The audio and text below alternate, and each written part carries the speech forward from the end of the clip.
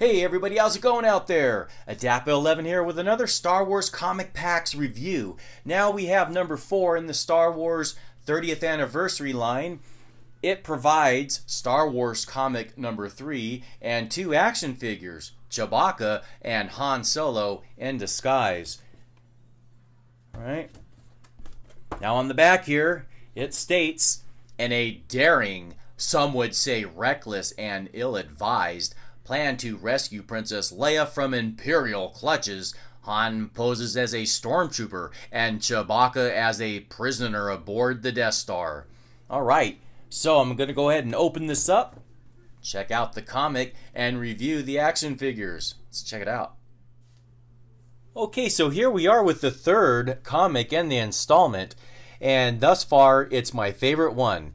It starts with Governor Tarkin confronting Princess Leia with Darth Vader at his side, and then of course you know the rest of the story. They destroy Alderaan, etc., etc.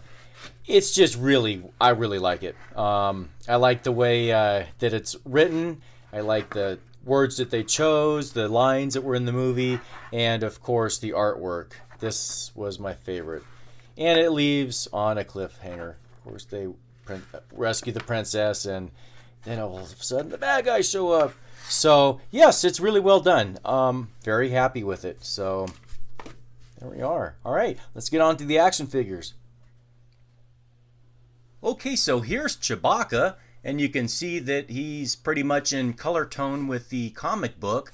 Now, he does have a head that articulates somewhat, but it's just left and right. It's swivel. It's not going to nod or anything like that. Swivel action at the shoulders, and there is a swivel superior to the right elbow, as you can see here, but nothing at the wrist.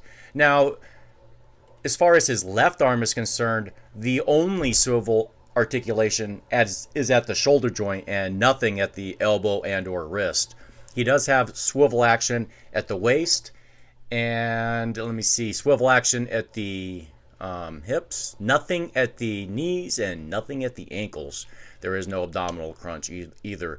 So you can see that the satchel is pretty much molded into his leg, and here is his belt, as you can see. Give a close-up here, oops, so you can see it. Now, I had to somewhat work the gun to fit into his hand, or the crossbow. Now you can see it's a two-piece. This lays right under here. It does come off.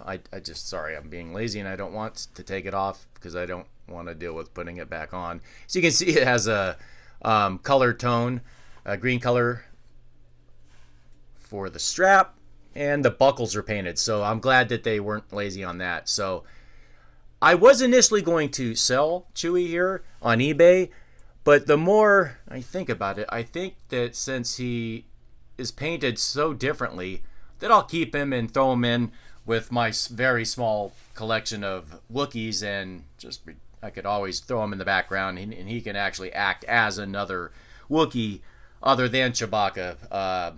So there we have it. Here he is from behind. Nice colorful belt.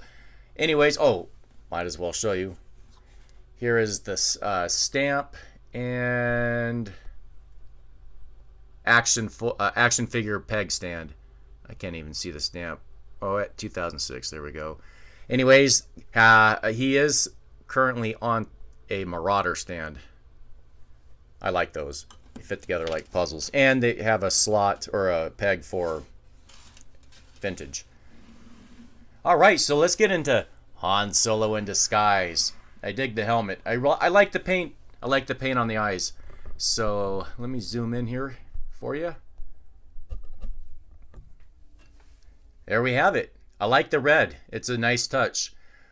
I usually like keeping the color tone, true to what was in the movies. And I understand this is comic book, but yeah, I'm gonna keep this Han Solo. So you can see the paint detail, and I'd like to think that who knows, maybe it's got a freeze effect.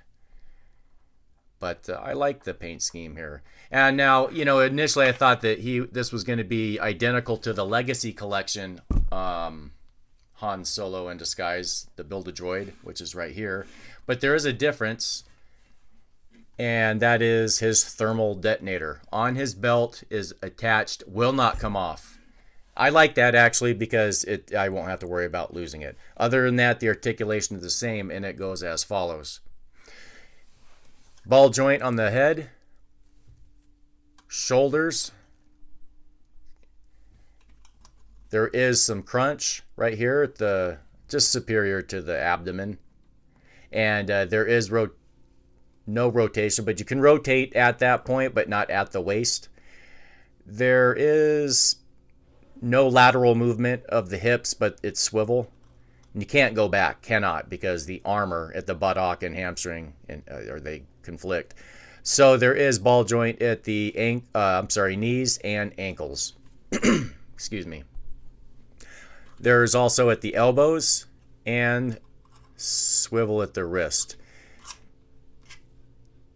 His holster is functional. So I mean, functionable. It does function, so you can fit his blaster in there. This is a pretty cool Han Solo. All right, let's put the helmet on. There, oh, fits on nice. It didn't have any problems going on there. Right on. So, well, there you have it. Now I'll just go ahead and put a side by side where his thermal detonator comes off. If like it just, surprised it didn't blow off. Just blowing there. All right, so take it off, and you can see the. Ooh, well, my finger did hit it pretty good. And there's the. Let's see. There we go. All right, well, there's a difference from the Legacy Collection on the left, and on our right is the 30th anniversary. Well, I guess that's it. Not really much to go into here, other than to say that I'm happy with both figures. I mean, I'm in the middle with Chewbacca. It's just not the color scheme that I like, and you know, the articulation could be better. But yeah, so there it is. All right, well, hey, thanks for the like and the subscribe. And if you have anything that you want to add, hit me up in the comment section. And again, everybody, appreciate it. Until next time, may the Force be with you. Take care, everybody.